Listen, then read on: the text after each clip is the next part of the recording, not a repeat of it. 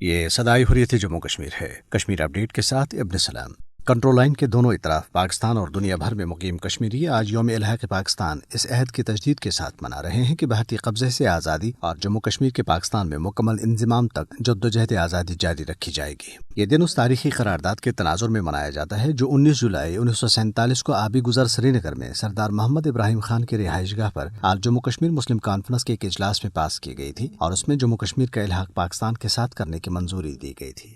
حریت رہنماؤں اور تنظیموں نے 19 جولائی کو کشمیر کی تاریخ کا ایک اہم دن قرار دیتے ہوئے کہا ہے کہ 1947 میں آج ہی کے دن کشمیریوں نے اپنا مستقبل پاکستان کے ساتھ وابستہ کیا تھا اور مملکتی خداداد کے ساتھ نظریاتی اور فکری وابستگی کی وجہ سے آج بھی کشمیری عوام قربانیاں دے رہے ہیں۔ دریاسنا بھارتی قابض فورسز نے اپنی ریاستی دہشت گردی کی تازہ کارروائیوں میں ضلع شوپیاں میں 2 کشمیری نوجوانوں کو شہید جبکہ ضلع بڈگام کے مختلف علاقوں میں گھروں پر چھاپوں کے دوران 4 نوجوانوں کو گرفتار کر لیا۔ دوسری طرف بھارتی قابضین نے عید الاضحیٰ کی نماز پر بھی پابندی عائد کر دی ہے۔ ڈویژنل کمشنر کشمیر نے اس پابندی کے لیے کورونا کے آڑ لیتے ہوئے کہا ہے کہ کسی بھی اجتماع میں زیادہ سے زیادہ 25 لوگوں کو جمع ہونے کی اجازت ہے اور اگر عید کی نماز کی اجازت دی گئی تو اس کی تعداد 25 تک محدود رکھنا مشکل ہوگا۔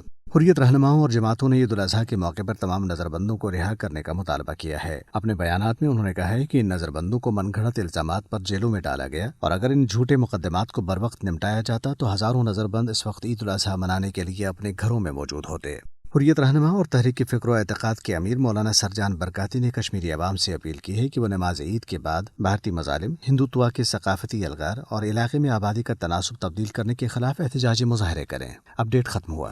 19 جولائی 1947 ریاست جموں کشمیر کا ایک تاریخ ساز دن ہے۔ 74 برس قبل آج ہی کے دن سری نگر میں آل جموں کشمیر مسلم کانفرنس کے پلیٹ فارم سے قرارداد الحاق پاکستان منظور کی گئی تھی۔ اس دن کشمیر کے مسلمانوں نے اتفاقی رائے سے اپنی مذہبی، معاشی اور سیاسی تحفظ کی خاطر ایک دور رس اور قومی نوعیت کا فیصلہ ماضی کی انتہائی تلخ یادوں کے باعث کیا تھا۔ انہوں نے قیام پاکستان سے قبل ہی اپنا مستقبل نظریاتی طور پر پاکستان کے ساتھ وابستہ کر دیا تھا۔ یہ امر قابل ذکر ہے کہ پاکستان کا عملی قیام 14 اگست 1947 کو وجود میں آیا جبکہ آل جموں کشمیر مسلم کانفرنس کی جنرل کونسل نے 19 جولائی 1947 کو ہی اپنی ایک قرارداد کے ذریعے پاکستان کے ساتھ ریاست جموں کشمیر کے الحاق کا فیصلہ دے دیا تھا۔ جس طرح قراردادی لاہور کو تحریک پاکستان میں ایک اہم مقام و مرتبہ حاصل ہے، بالکل اسی طرح کشمیریوں کے الحاق پاکستان کی یہ قرارداد بھی تحریک آزادی کشمیر کی تاریخ میں انتہائی اہمیت کی حامل ہے۔ در حقیقت کشمیریوں نے انتہائی نامساعد حالات میں اس قرارداد کو منظور کر کے تحریک آزادی کی منزل کا تعین کیا تھا۔ اس قرارداد کے اندر واضح الفاظ میں اس حقیقت کی نشاندہی کی گئی تھی کہ ریاست کی آبادی کا 80% حصہ مسلمانوں پر مشتمل ہے اور یہاں کے باشندے پاکستان کے ساتھ مذہبی، ثقافتی اور اقتصادی رشتوں میں مضبوطی سے بندھے ہوئے ہیں،